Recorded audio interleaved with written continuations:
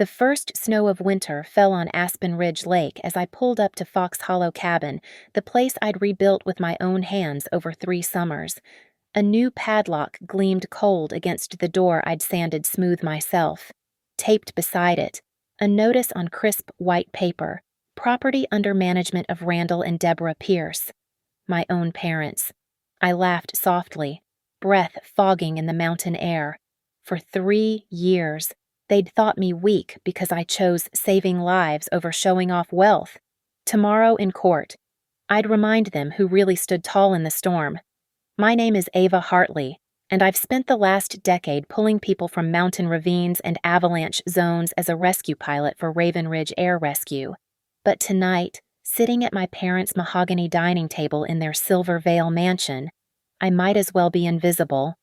"Pass the wine, dear," my mother Deborah says, her voice carrying that particular chill that could freeze July. She's wearing her grandmother's pearls again, the ones she touches whenever she's about to deliver bad news wrapped in silk. At 56, she's perfected the art of cutting you down while smiling like a Aspen Society matron. My father Randall swirls his Cabernet, examining it like it holds the secrets of the universe. "So, Ava," he begins, and I already know where this is heading. Still playing ambulance driver in the sky. "I flew a 6-hour search and rescue yesterday," I say quietly, cutting into my overcooked salmon. "Found 2 hikers trapped on Devil's Crown. Hypothermia was setting in." He doesn't look up. "Real careers have retirement plans, sweetheart. Benefits. Not just adrenaline." The word hangs there like smoke. Real. As if the lives I've saved aren't real. As if the mortgage I pay on Fox Hollow Cabin with my fake salary isn't real. Speaking of planning, Deborah slides a cream-colored envelope across the table. We're hosting the cabin's winter opening next weekend. The Weatherbys will be there, and the Cromwells. You should come." I pick up the invitation. Gold-embossed letters spell out, "You're cordially invited to the winter season opening of Fox Hollow Cabin, hosted by Randall and Deborah Pierce." My cabin. The one I bought from Grandpa Joe 3 years ago with every penny I'd saved. The one I spent 3 summers restoring, replacing rotted deck boards, re-shingling the roof, updating the stone fireplace. The deed sits in my fireproof safe with Ava Hartley typed clearly as the owner, witnessed and notarized at Larkspur Title Company. "That's thoughtful," I manage, folding the invitation carefully.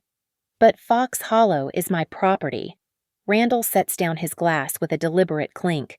"About that, your mother and I have been discussing your situation. A single woman, dangerous job, no real financial planning. Perhaps it would be wiser to transfer the deed to us." "For management purposes, we'd maintain it properly," Deborah adds, touching those pearls. "You're gone so often with your little rescue flights. The Weatherbys mentioned they drove by last month and the gutters looked concerning. The gutters I'd cleaned 2 weeks ago. But I don't say that.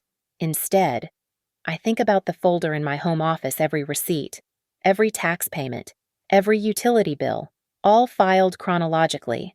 3 years of documentation that Fox Hollow belongs to me and me alone. "I appreciate your concern," I say, voice steady as my helicopter controls in a storm. "But I'm managing fine." "Fine." Randall's eyebrows rise. "You call living paycheck to paycheck fine. While that cabin could be generating rental income, we could list it for $1,500 a week during ski season." "It's not for rent." "Everything's for rent at the right price." He leans back, the leather chair creaking under his weight. "You're being emotional about this, Ava. It's just property." Just property. Like the workshop where Grandpa Joe taught me to fly. Like the dock where he'd tell stories about his crop dusting days. Like the bedroom where I'd spent summers reading aviation manuals while my parents traveled to conferences about wealth management and tax shelters. Deborah reaches across the table, her manicured hand stopping just short of mine. "We're only trying to help. Darling, you know how impulsive you can be. Remember the photography phase, the pottery studio membership. That was high school. Patterns persist. She withdraws her hand. Just think about it. We could have our lawyer draw up the papers, make it clean. You could even stay there whenever you want. As our guest? Guest. In my own cabin. I stand, smoothing my jeans, the ones Deborah always says make me look like a farmhand. I should go. Early shift tomorrow. Of course. Randall doesn't stand. Another emergency, I'm sure. Someone else who didn't plan ahead, needing rescue. As I drive home through the mountain passes, I think about patterns, how they'd convinced me to put their names on my first car for insurance purposes, then sold it while I was at college, how they'd borrowed my college fund to cover a bad investment, promising to pay it back with interest that never came. But Fox Hollow is different. Fox Hollow has everything documented, everything legal, everything in my name alone. I pull into my apartment complex at 11:45 p.m., already composing an email to Maya Caldwell, the civil attorney who helped with the original purchase. Just a heads up. I'll write. Just in case. Because patterns persist. But so do paper trails. The snow crunches under my boots as Noah Reddick and I approach Fox Hollow Cabin. It's been exactly 1 week since that dinner, and I've brought Noah along to help me install new storm windows before the real winter hits. He's carrying the toolbox, whistling off-key, completely unaware that my pulse is racing at the sight of something wrong. That's not your lock, Noah says, stating the obvious. The brass padlock I installed last spring is gone, replaced by a heavy-duty silver A-bus with a digital keypad glowing red in the afternoon light. No, I say slowly. It's not. A white paper flutters against the door, held by clear packing tape that's already peeling in the cold. I pull it free, careful not to tear it. The letterhead is homemade, probably from some template off the internet. Notice of property management transition, to whom it may concern. This property is now under the temporary management and control of Randall and Deborah Pierce, pursuant to family estate planning measures. Any attempts at unauthorized entry will be reported to law enforcement. For access inquiries, contact. My parents' phone numbers, their email addresses, as if Fox Hollow has always been theirs. Ava. Noah's looking at me with concern. You okay? Before I can answer, I spot Mrs. Henley peering through her cabin window next door, and Tom Garrett pretending to check his mailbox across the dirt road. The mountain community gossip mill is already churning. The crunch of tires on gravel announces my mother's arrival in her white Range Rover, pristine despite the mountain roads. She emerges wearing her winter cashmere, lips pursed in manufactured concern. Ava, darling, you didn't call ahead. She says it like I need permission to visit my own property. I don't need to call ahead. Mom, this is my cabin. Was your cabin? She produces another paper from her purse. We filed the appropriate paperwork with the county. You really should have accepted our offer at dinner. Now we've had to take protective measures. I take the paper, scanning it quickly. It's nothing official, just another template downloaded and filled in, claiming emergency conservatorship and other legal-sounding nonsense that would make Maya laugh if it weren't so infuriating. This isn't legal, and you know it. Deputy Sloan says otherwise. She nods toward the road, where a sheriff's cruiser is pulling up. I called him when I saw your truck. Didn't want any incidents. Deputy Sloan emerges, looking uncomfortable. He's known me since I started flying rescues, has probably radioed me a dozen times for air support on search operations. Ava, he says, nodding. Mrs. Pierce, what seems to be the situation? My daughter is trying to break into our managed property, Deborah says smoothly. We have documentation. My property, I correct, but I keep my voice calm, professional, the same tone I use when talking helicopters down in bad weather. I have the deed, deputy, the real one. Civil matter, he says apologetically. You'll need to sort it with the courts. For now, if the listed managers want you to leave. We do, Deborah interjects. I look at my cabin then at Noah, who's gripping the toolbox like he might use it as a weapon. I shake my head slightly. Not here. Not now. Fine. I pull out my phone, making a show of taking photos of everything. The lock, the notice, my mother's satisfied smirk.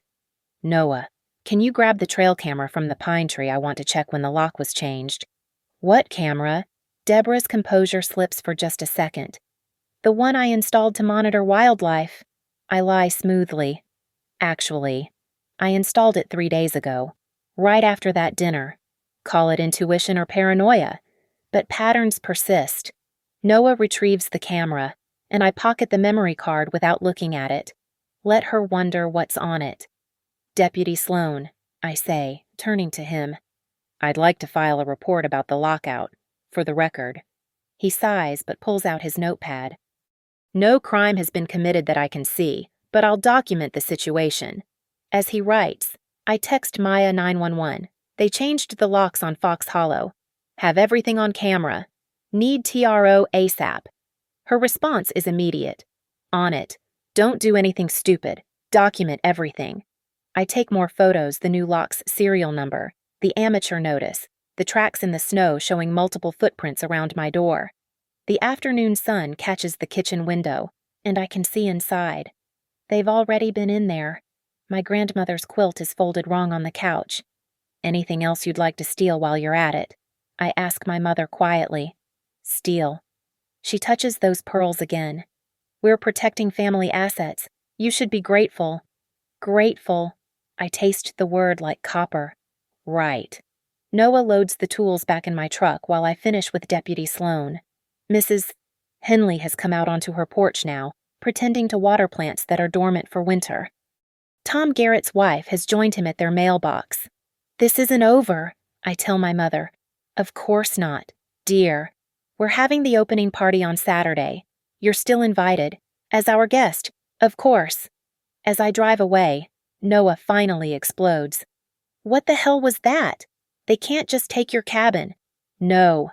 I agree, ejecting the memory card from the trail camera and handing it to him. They can't. Want to see what time they committed breaking and entering. The timestamp on the footage shows 4:17 a.m. 3 days ago. A locksmith's van in the dark. My father directing him with a flashlight. My mother standing watch. Holy shit, Noah breathes. They planned this. Yes. I pull into a gas station and forward the video files to Maya. They did. And now, so am I. Maya's office smells like strong coffee and legal briefs. Papers cover every surface property records, bank statements, and printed emails create a paper trail across her conference table. It's been 3 days since the lockout, and we've been dissecting my parents' con with surgical precision.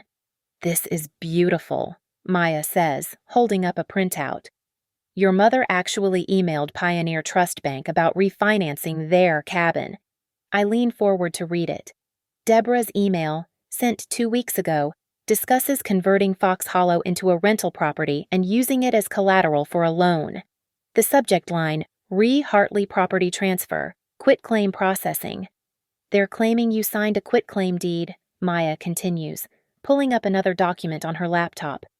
Filed it with the county 5 days ago. Look at this signature. I study the image. It's close to mine. But the T in Hartley has a distinctive curl I never make. That's not how I write my name. I know. I have 3 years of your actual signatures on file. She overlays them on the screen. See, your real T crosses straight. This forgery has a loop. Amateur work. My phone buzzes. Noah's sent another batch of discoveries from his own digging. The locksmith was Summit Security. Invoice dated last Tuesday, paid by Randall Pierce. Credit card ending in 4972. Add it to the pile, Maya says. What else do we have? I pull out my laptop, opening the spreadsheet I've been maintaining. 3 years of property tax payments from my checking account. 36 months of utilities in my name. Homeowner's insurance policy active and paid by me. $8,000 in documented improvements receipts for lumber, shingles, plumbing supplies, contractor payments. The thermostat, Maya asks. Changed the code last week according to the app history. The HVAC company confirmed my father called them, pretending to be locked out of his cabin. Maya laughs, but it's sharp. They're not even good at this. Look. She shows me the Postal Service tracking. The quitclaim notification was supposedly sent to your apartment, but they put the wrong unit number. Deliberately. I'd guess. It came back undeliverable. So I never received notice of the filing. Exactly. And here's the kicker. Maya pulls up a voicemail transcription. Your father left this on his friend Robert's phone. Got it from discovery in Robert's divorce proceedings. Small world. I listened to my father's voice. Bourbon slurred and boastful. Finally got the cabin situation sorted. Kid doesn't know what she's doing with property that valuable. Better in experienced hands. Mine, specifically. He laughs. By spring. We'll have it leveraged properly. My stomach turns. They're going to mortgage it. We're going to mortgage it, Maya corrects. The temporary restraining order stops any transfer or encumbrance. But Ava, there's more. She opens another folder, their financial records, subpoenaed through the quitclaim fraud investigation. Your parents are broke. Not poor, but broke. Your father's last 3 investments tanked. They're behind on their own mortgage, maxed on credit cards. Fox Hollow was going to be their bailout. I stare at the numbers. The mansion, the Range Rover, the country club memberships, all of it teetering on bankruptcy. They targeted you, Maya says quietly. Their successful daughter with a free and clear property worth $500,000 in this market. I saved for 7 years to buy that cabin from Grandpa Joe. I know, and we have the paperwork to prove it. The original warranty deed with right of survivorship, notarized at Larkspur Title. Your grandfather's signature, yours, witnesses, ironclad. My phone rings Deborah. I put her on speaker. Ava, darling, I heard you hired a lawyer. That seems extreme. You changed the locks on my cabin. Mom, our cabin, or it will be once you stop this nonsense. Do you know what people are saying?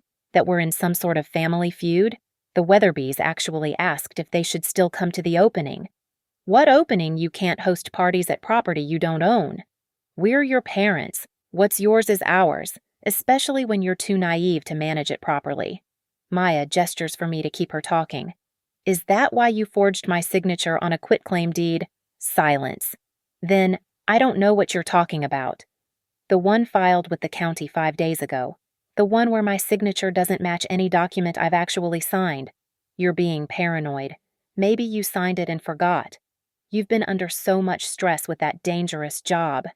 Mom, I was on a rescue flight to North Mesa when that deed was supposedly notarized. I have flight logs, dispatch records, and GPS data putting me 300 miles away. Another pause.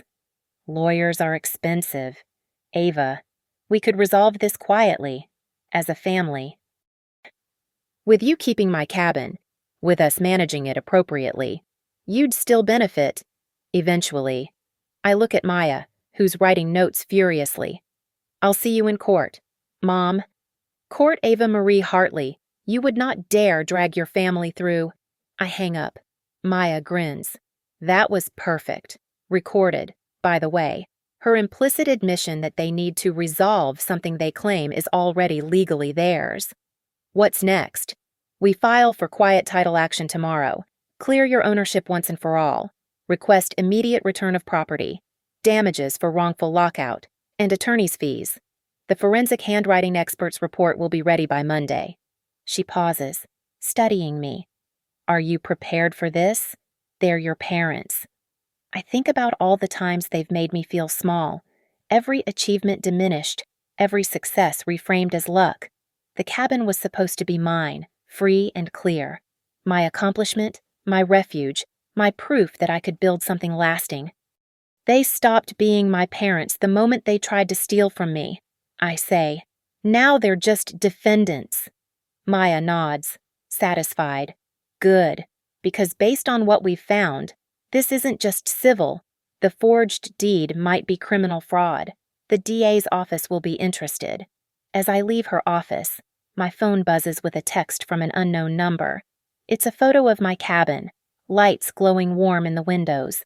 Someone's inside, living in my space, touching my things. The caption, such a cozy evening at our mountain retreat. R&D. I forward it to Maya with 2 words, more evidence. The family reconciliation meeting is Deborah's idea, orchestrated with the precision of a social climber who's never met a situation she couldn't manipulate.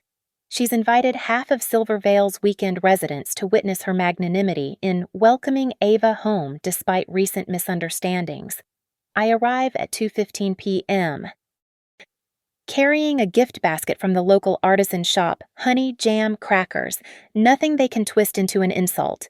The circular driveway is full of familiar cars, the Weatherby's Tesla, the Cromwell's Land Rover, 3 other couples from their circle. My mother has turned this into a performance.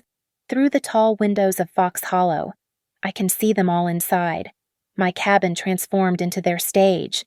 Deborah's laugh carries through the walls I insulated myself, tinkling false notes across the deck. I rebuilt board by board. I don't knock. Can't knock on my own door.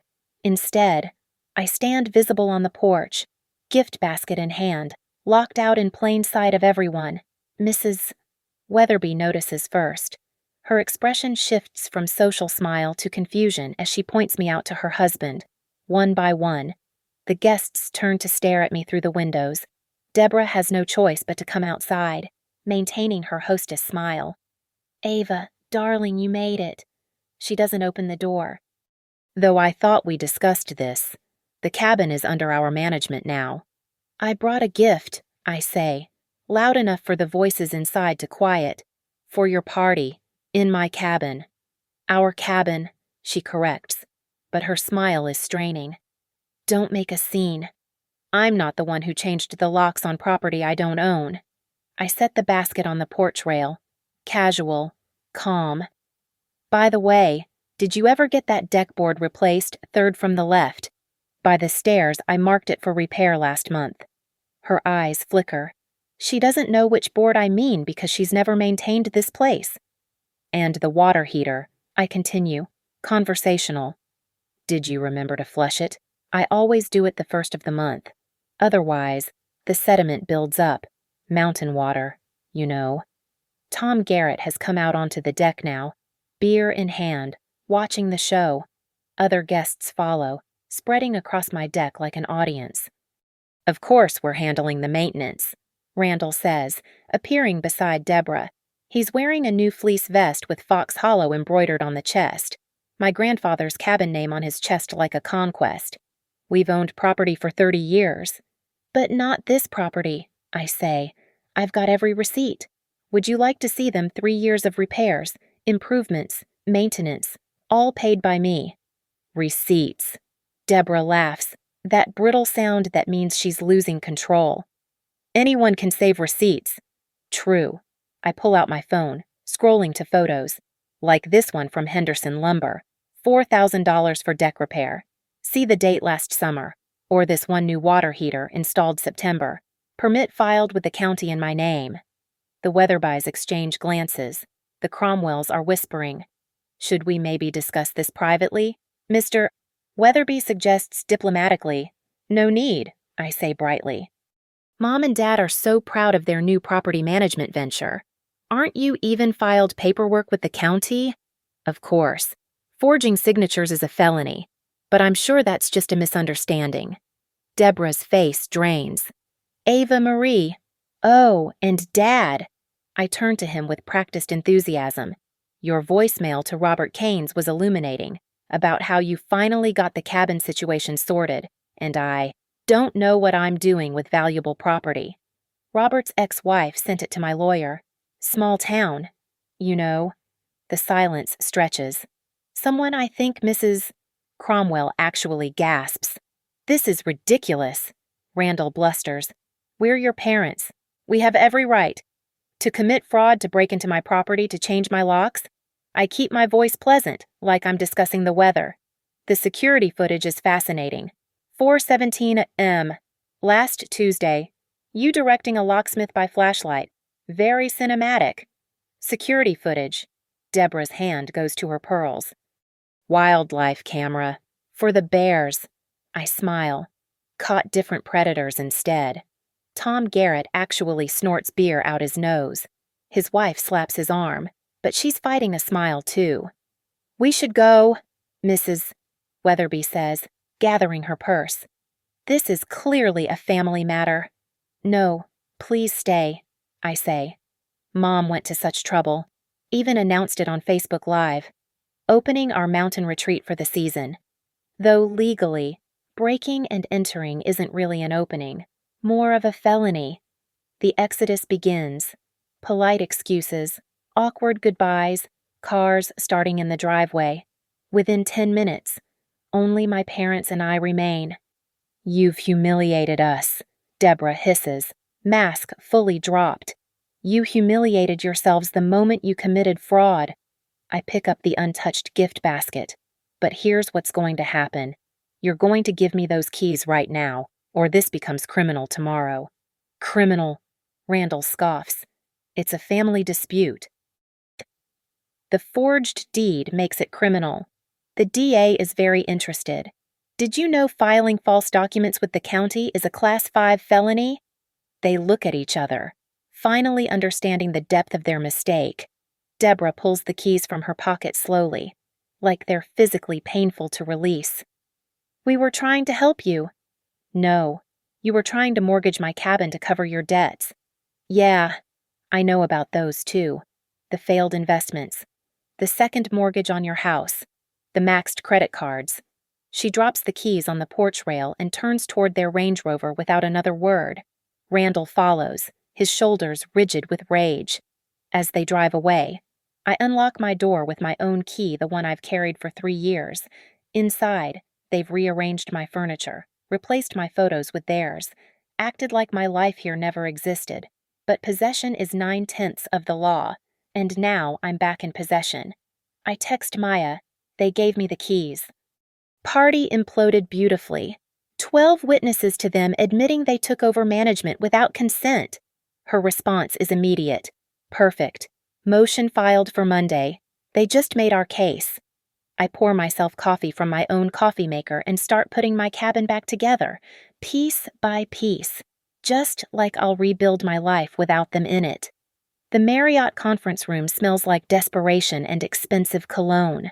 Randall's lawyer, James Fitzgerald, has the kind of manicured appearance that bills at $500 an hour but can't hide the sweat beading at his temples. It's Sunday evening, less than 12 hours before our court date, and they've called this emergency settlement meeting. Let's be reasonable, Fitzgerald begins, sliding a folder across the polished table. My clients are prepared to offer Ms. Hartley 25% of the cabin's assessed value, $90,000. Cash. Maya doesn't even open the folder. Your clients don't own the cabin. They can't offer a percentage of something that isn't theirs. There was a transfer. Fitzgerald starts. A forged transfer. Maya interrupts. We have the handwriting analysis. 7 points of divergence from Ms. Hartley's authenticated signature. The notary has already amended their statement they never verified ID properly. Your clients committed fraud. Deborah's fingers drum against the table, her wedding ring clicking with each tap. Ava, sweetness, think about what you're doing. We're family. Family doesn't steal from each other, I say quietly. Steal. Randall's face reddens. We raised you, fed you, paid for your education. I had scholarships and student loans I'm still paying. We gave you everything. You gave me criticism and contempt. The cabin is mine. Grandpa Joe sold it to me because he knew you'd do exactly this. The room goes silent except for the air conditioning hum. Fitzgerald tries again. If this goes to court, everyone loses. Legal fees, public embarrassment, family discord. My client's already lost her family, Maya says. What she's gaining is her property back, and justice. Deborah leans forward, and for a moment, her mask completely drops. If you go through with this, you're dead to us. No inheritance, no family events, nothing. I'll tell everyone what an ungrateful child you are. Mom, I meet her eyes steadily. You already told everyone. At the party yesterday, remember, they all saw you lock me out of my own cabin. That was a misunderstanding. No, it was witnessed by 12 people. The Weatherbys, the Cromwells, Tom and Linda Garrett. Should I continue? Randall slams his palm on the table. Enough, you want to destroy your parents. Fine, but you'll regret this. When you need us, like you needed my cabin to avoid bankruptcy. The words hang in the air like a blade. Fitzgerald shuffles papers nervously. Perhaps we could discuss a management agreement. No. Maya and I say simultaneously. Then what do you want? Deborah asks, venom in every word. I want my deed cleared, immediately. I want all claims withdrawn. I want damages for the illegal lockout, $3,000 per Colorado statute. I want attorney's fees, and I want a written admission that the quitclaim deed was fraudulent. Absolutely not, Randall spits. We'll never admit. Then we'll see you in court at 9 a.m. Maya stands, gathering her files, where the criminal fraud charges will be added to the civil suit. Criminal. Fitzgerald pales. You didn't mention criminal charges. We didn't need to. The DA's office is very interested in the forged notarization, identity theft, filing false instruments, fraud over $40,000 that's significant prison time for 2 people in their late 50s. I watch my parents' faces crumble as the reality hits. They're not just losing the cabin. They could lose everything. Wait, Deborah's voice cracks. What if we sign whatever you want? Tonight. Maya pauses at the door. Full admission of fraudulent filing. We could say it was a misunderstanding, a family miscommunication. Truth or court. Those are the options. Randall looks at his lawyer, who shrugs helplessly. They're trapped, and everyone knows it. I need to call someone, Deborah says suddenly, pulling out her phone. The text she sends is brief, but I catch a glimpse. Bank needs docs tomorrow, deal falling through. So that's it. They already had a loan lined up against my cabin. 48 hours, Fitzgerald says desperately. Give us 48 hours to draw up settlement papers. Court is tomorrow at 9, Maya reminds him. If we're not holding signed admissions and a full release by 8:30 a.m., we proceed with both civil and criminal charges. In the parking lot, Maya turns to me. They'll cave. They have to. I know. I look up at the mountain peaks surrounding Silver Vale, thinking of Fox Hollow nestled among the pines. They taught me to never show weakness in a negotiation. Guess I finally learned something from them. My phone buzzes. A text from Deborah. You've destroyed us, your own parents. I hope that cabin is worth losing your family.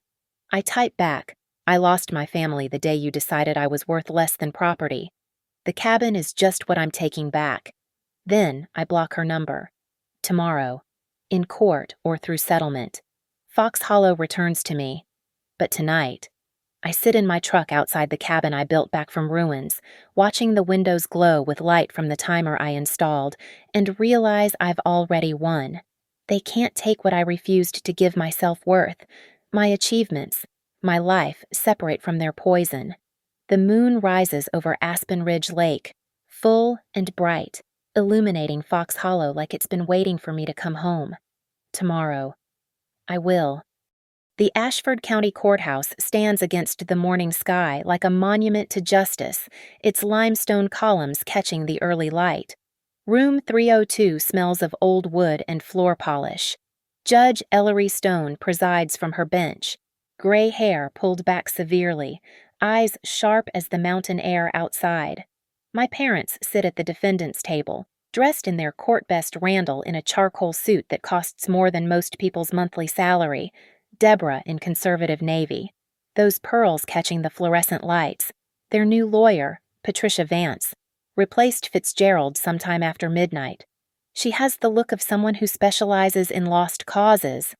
Your Honor, Vance begins. This is simply a family misunderstanding that's gotten out of hand.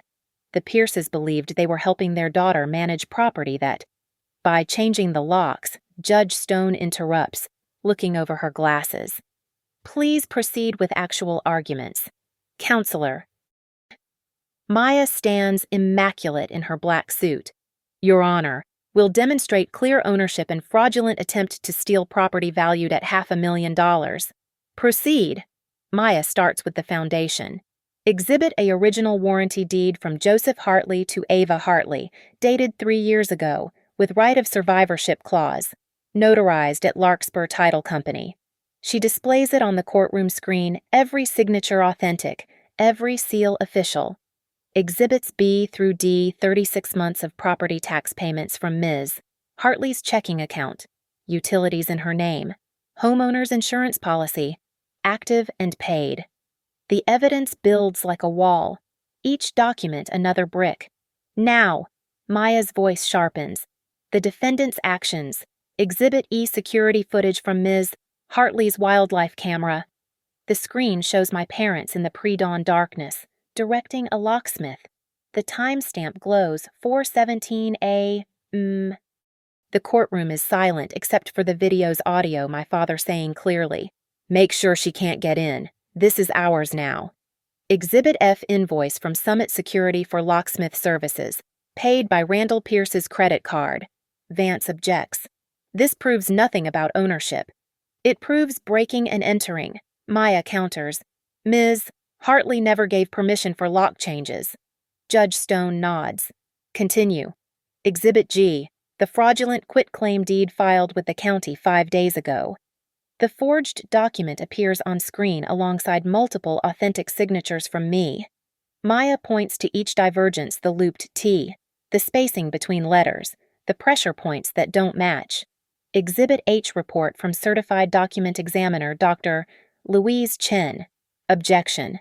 Vance stands. We haven't had time to verify. You had the same 48 hours we did, Judge Stone says coldly. Overruled? Maya continues. 7 distinct points of forgery. Additionally, Exhibit I, the notary's amended statement acknowledging they never properly verified identification. And most damning, Maya pulls up flight logs. Exhibit J FAA records showing Ms. Hartley was flying a medical evacuation to North Mesa at the exact time this deed was supposedly signed. GPS coordinates, dispatch logs, patient transport records, all proving physical impossibility. I watch my parents shrink with each exhibit, but Maya isn't done. Exhibit K email from Deborah Pierce to Pioneer Trust Bank regarding refinancing their cabin, sent 2 weeks before the forged deed was filed. Deborah's face goes white as her own words appear. Once the transfer is complete, we'll move forward with the equity loan. Exhibit L voicemail from Randall Pierce stating, "Finally got the cabin situation sorted. The kid doesn't know what she's doing with property that valuable."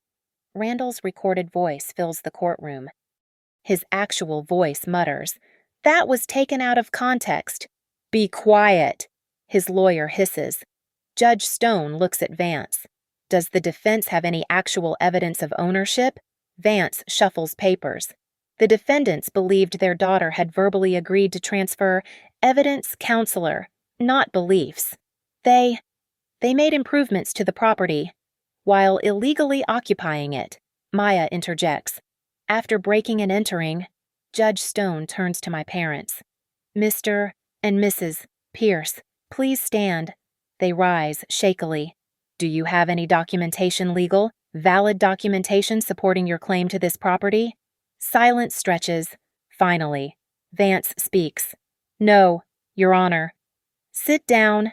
The judge's voice could freeze lakes. "Ms. Caldwell, your requested relief.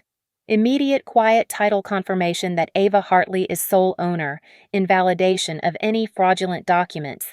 Damages of $3,000 for illegal lockout under Colorado Revised Statute 38 to 12 to 510. Attorney's fees of $12,000, and a restraining order preventing the defendants from coming within 100 feet of Fox Hollow Cabin."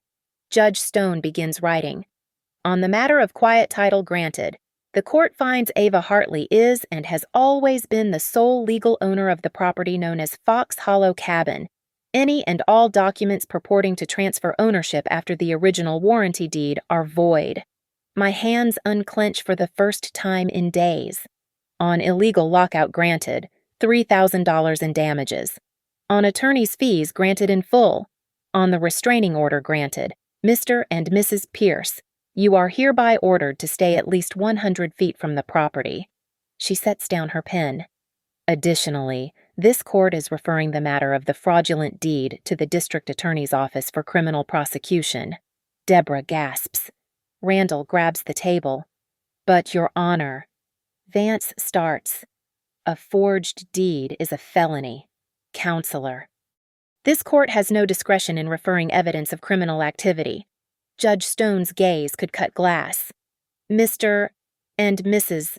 Pierce, you will surrender any keys, access codes, or other means of entry to the court clerk immediately. Deputy Sloan will accompany you to the property to retrieve any personal items you may have left. Under Ms. Hartley's supervision. She bangs her gavel. Judgment for the plaintiff. Court is adjourned. The courtroom hasn't emptied yet. People are still gathering papers, whispering about what they've witnessed. But I'm already moving, drawn by instinct toward the defendant's table where my parents stand frozen, their lawyer frantically shuffling documents. The deed, I say, my voice cutting through the murmur. The fraudulent quitclaim. Hand it over. Vance looks at me with confusion. That's evidence. That's my name forged on a legal document. I step closer. Maya right behind me. I want it. Now. Judge Stone hasn't left the bench yet. She watches with interest as I extend my hand toward the lawyer's briefcase. Your Honor, I address her directly. That document has my name on it. Forged or not, I'd like to take possession of it. She considers for a moment. Ms. Vance, provide the plaintiff with a certified copy of the fraudulent document. The original stays with the court for criminal proceedings. The court clerk brings over the copy, officially stamped with today's date and the word void across it in red. But that's not what I want. I turn to my father. Your keys. His hand trembles as he reaches into his pocket, pulling out a ring with 3 keys: front door, back door, shed. Keys to my life that he had made in darkness. They drop into my palm, still warm from his pocket. The garage code, I continue. 4372. He mutters. Ava, please. Deborah starts. The document. I cut her off, turning back to Vance. I know you have the original somewhere. These two don't travel without their props. Vance glances at my parents, then pulls another folder from her briefcase. Inside is what they'd hoped would be their golden ticket, the quitclaim deed with my forged signature, their names as grantees, the false notary seal. She hands it to the clerk, who copies it and gives me the duplicate. I hold it up, studying the forgery in the courtroom's harsh light. 3 years I've been building my life, and you tried to steal it with this piece of paper. We're your parents, Deborah whispers, but loud enough for everyone to hear. You deserve exactly what you're getting. I fold the voided deed carefully. Precisely. Criminal prosecution. Randall explodes. You ungrateful little, we gave you everything. That cabin should be ours. You owe us. The courtroom goes silent. Even Vance steps back from him. Judge Stone's voice is arctic. Mr. Pierce, you just admitted, in open court, to believing you were entitled to property you don't own. Deputy Sloan, please make note for the DA. Deputy Sloan, who's been standing by the door, nods and writes in his notebook. I walk to the plaintiff's table and pick up Maya's folder, the one with all our evidence. The real deed is in there, the one from Grandpa Joe, witnessed and notarized and absolutely legitimate. I pull it out, holding it next to the forgery. Look at the difference, I say. Not to my parents, but to everyone watching. Real versus fake, earned versus stolen. This, I hold up the original deed, represents every weekend I spent with Grandpa Joe, learning to fly, learning to work, learning to earn what I wanted. And this, I waive the voided forgery, represents what happens when you think being family means ownership. Maya steps forward with another document. Your Honor, one more thing. The court clerk has prepared the official quiet title decree. The clerk hands over a pristine document, embossed with the court seal. It reads in clear legal language that I, Ava Hartley, am the sole and exclusive owner of Fox Hollow Cabin, free from any claims. I take it with both hands, feeling its weight. This is what victory feels like, not heavy, but solid, real. Mr. and Mrs. Pierce. Judge Stone addresses my parents formally. You have 10 minutes to provide any access codes, passwords, or other information needed to restore full access to Ms. Hartley's property. Deputy Sloan will supervise. My mother starts crying, not her usual controlled tears designed to manipulate, but raw, ugly sobs. How could you do this to us? I didn't do anything to you. I respond, my voice steady as mountain stone. You did this to yourselves the moment you decided your daughter's property was worth more than your daughter. I turn to Deputy Sloan. I'll meet you at the cabin in an hour. They can retrieve their wine and their fake family photos under supervision. Ava, wait, Randall calls out. I pause at the courtroom door, Maya beside me, and look back one last time. They look smaller somehow, diminished, like all their power was just an illusion that daylight dissolved. What? We're still your parents. No, I say simply. Parents protect their children. You tried to rob yours. I walk out holding 3 documents the voided forgery they tried to use against me, the original deed that proves my ownership, and the court decree that confirms it forever. Behind me. I hear Vance explaining to them about criminal defense attorneys, about potential plea deals, about prison sentences for fraud over $40,000. In the hallway, Maya smiles. How does it feel? I look down at the papers in my hands, my deed that I earned, their deed that failed, the court's deed that sealed it. Like I just took back everything they tried to steal, and then some. The criminal charges will be whatever they'll be. That's justice's job now, not mine. We walk out of the courthouse into brilliant mountain sunshine. Fox Hollow is waiting, truly mine again, and this time no one can take it away. The forged deed in my hand isn't just void, it's proof that I won, that truth beat lies, that sometimes the person who saves others can also save herself. I fold all 3 documents carefully into my bag. Tonight, I'll frame the quiet title decree and hang it in Fox Hollow's entrance hall. The original deed goes back in the safe. And the forgery that I'll keep as a reminder that family isn't about blood or obligation or what you're owed. It's about respect, and that's something my parents never learned. The sunset paints Fox Hollow Cabin gold as Deputy Sloan's cruiser pulls up the gravel drive. I'm already here, sitting on my porch steps with a mug of coffee, watching the light dance across Aspen Ridge Lake. The locksmith's van follows behind the same company my parents hired to lock me out, now here to undo their work under court order. My parents emerge from the deputy's car like they're walking to their execution. No Range Rover today that's probably being sold to pay their lawyer. They can't come closer than 100 feet, so they stand by the property line, watching as their last connection to my life gets severed. Ma'am, the locksmith approaches, looking embarrassed. I want to apologize. You didn't know they weren't the owners. I finish. I get it. He works quickly, efficiently. New locks, new deadbolts, new codes for the electronic keypad. Each click and turn sounds like freedom. Within 20 minutes, Fox Hollow is secured with locks my parents will never have keys to. Deputy Sloan approaches with a clipboard. Ms. Hartley, I need you to verify that all keys have been returned and new locks installed. Verified. I sign the form. The defendants need to retrieve some personal items. You have the right to supervise. I stand, pocketing my new keys. They can take their wine, nothing else. Randall and Deborah approach slowly, stopping at the exact 100-foot mark. The restraining order might as well be a wall of glass between us. The wine's in the kitchen, I call out. Deputy Sloan will get it. Ava. Deborah starts. No. I cut her off. You had your chance to talk. You chose to lie instead. Deputy Sloan returns with a box of bottles expensive vintages they'd brought to celebrate stealing my home. He loads them into his cruiser while my parents stand there, looking lost. The locksmith hands me the new keys, silver and sharp, catching the dying light. All set, ma'am. Your home is secure. My home. Not theirs.